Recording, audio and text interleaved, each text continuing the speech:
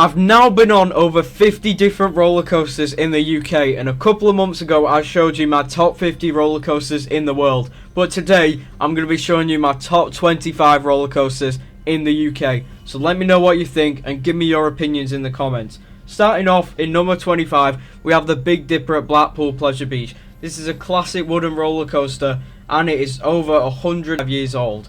It has got a great layout for when it was built. Although it's not the most interesting coaster at the moment or in these modern times, I do enjoy it. It just gets a bit boring sometimes, and that's why it's at 25. In number 24, we have Colossus at Thorpe Park in London. This is the world's first 10 inversion coaster. It was made by Intamin. I've only ever been on it once, and that one ride we did was on the back row, and that was absolutely painful. The restraints are so bad and it's just rough and it feels like it's gliding along the track really weirdly.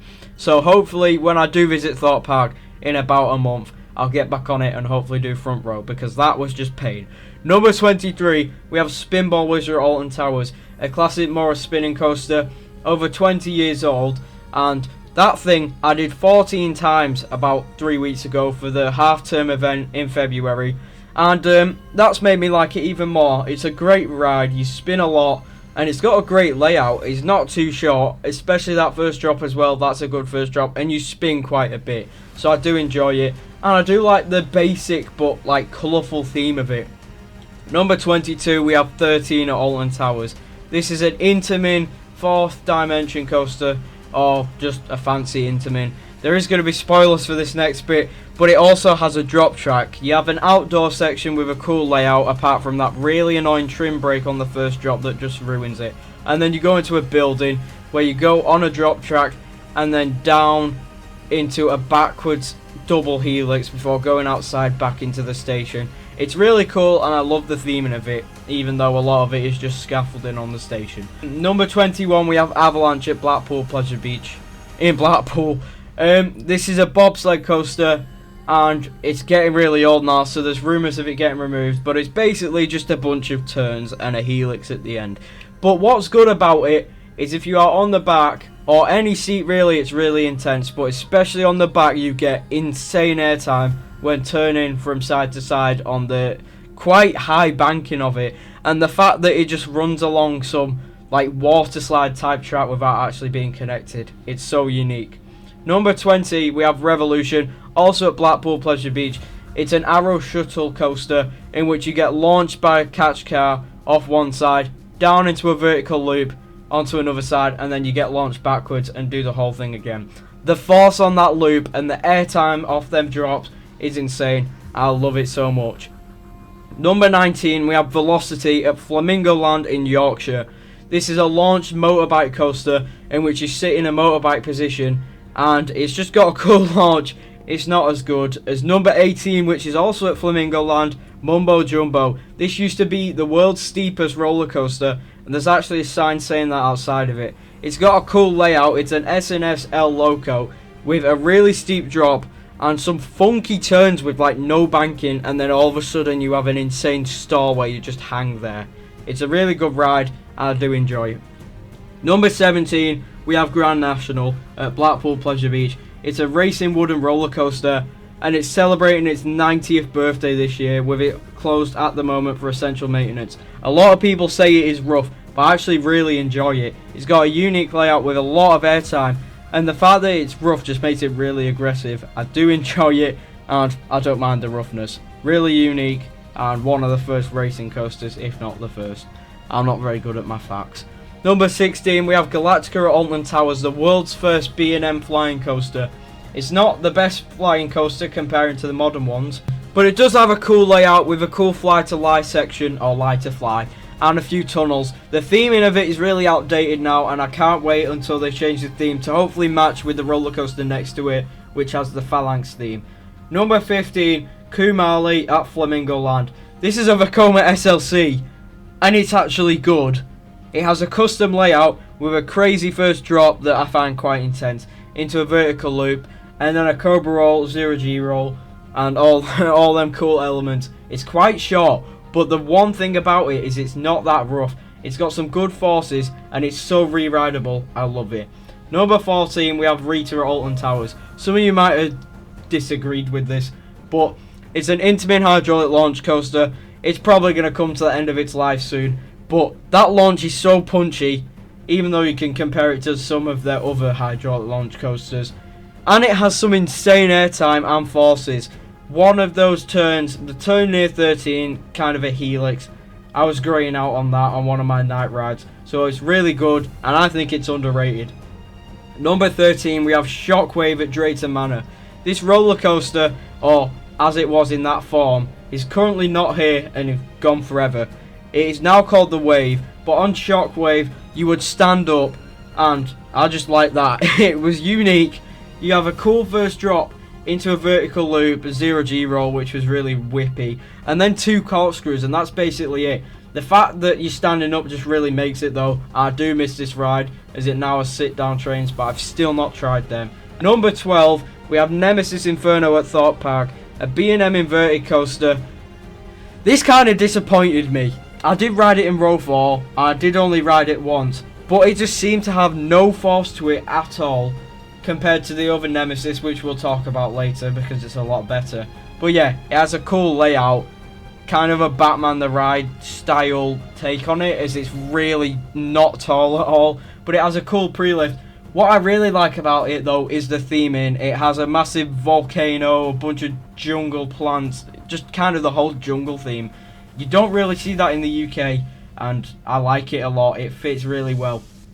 I won't get rid of it, but maybe I just need to try it in the back row for that intensity. Number 11, we have Saw the Ride at Thorpe Park in London, as well as Nemesis Inferno, of course. A lot of you might disagree with this, but I actually think Saw the Ride is underrated as well.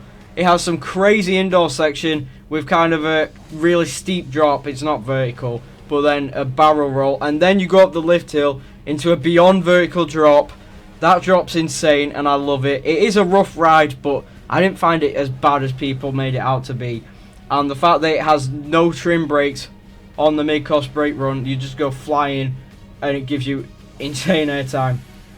Talking about insane airtime, number 10, we have Oblivion at Alton Towers. This is the world's first B&M dive coaster. It's literally a drop and a turn, but the fact that the drop is 60 foot over ground, but then you go another 120 foot underground into a massive tunnel, making the drop 180 foot. That airtime on that drop just seems to last forever, and you are out your seat for, well, the majority of the ride because it's really short. But that final turn as well is kind of forgotten about, but I like it. Number 9, we have the big one at Blackpool Pleasure Beach.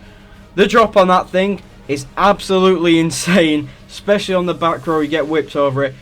But after that is literally just ramps, up and down ramps, no airtime at all. I do love it, and to be honest, I did get some floater airtime when I did do it a couple days ago. But apart from that, first drop's amazing, rest of it is just alright. But it was built in 1994, so I understand. Number 8, we have Sick at Flamingo Land. This is another 10 inversion coaster, and as you can see, it's 20 places higher than Colossus. This is because this one is a new modern Gen 1, which is really smooth. It features lap bars, and just the track profiling, different first drop. It's just smooth, enjoyable, great hang time. There's not really any airtime on them airtime hills, but I did enjoy it, and no complaints about it really. Perfect ride length as well, and that station is like a nightclub, and I love it so much. Number 7, we have the Swarm at Thorpe Park. This is a B&M wing coaster. I'm pretty sure it was the first. The wing over drop's insane. The layout is really cool apart from being quite short, but the main thing about this is the theming around it. It is crazy. Crashed ambulances, crashed planes, just destroyed churches, and just the whole area and the vibe around it is really cool, with a great hang time moment over the station. Number 6, we have Stealth, which is also at Thorpe Park. It's a hydraulic launch coaster, 205 foot tall, just over 80 miles an hour. That launch is now the world's fastest acceleration though.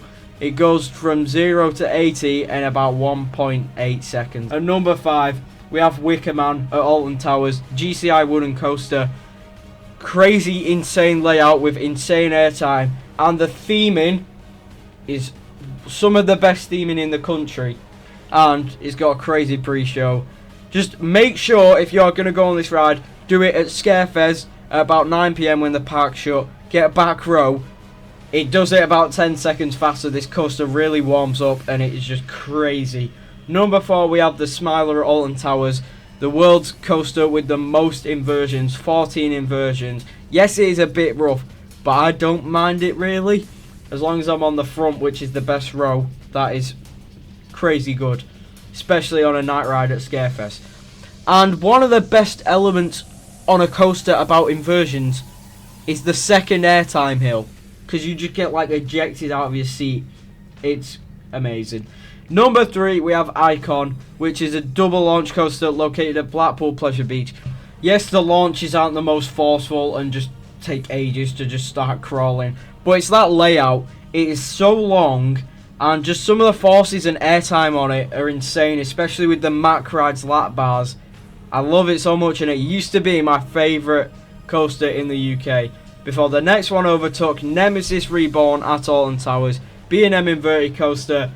Been there since 1994, but then decided to get retracked and opened back in 2024 with a different theme, and that theme is crazy. The monster for the station. But the really cool thing about it is the intensity of the layout and the uniqueness. It has like the tiniest drop ever, but manages to get so much speed, especially around that helix. That is one of the best elements on it. And finally, number 1, Hyperia. I have no words. This ride is absolutely insane. Now the UK's tallest roller coaster at 236 foot tall and just over 80 miles an hour. And it's the UK's most weightless coaster. That first drop, just twisting round, probably the best first drop in the world. And then the Immelman into that insane outer bank where you go diving down towards the ground as well. There's nothing else like it in the world. And then what has been described as the best stall in the world by a few people. Yes, it's one of the only stalls I've done, but I can believe them. It's just a crazy layout. I just wish it was a tiny bit longer. But let me know what you think of my opinions in the comments. Maybe even let me know your top 5 in the UK, and I'll go ahead and rate them in the comments. Thank you so much for watching. Leave a like and subscribe, and thank you so much for the support recently. Bye bye.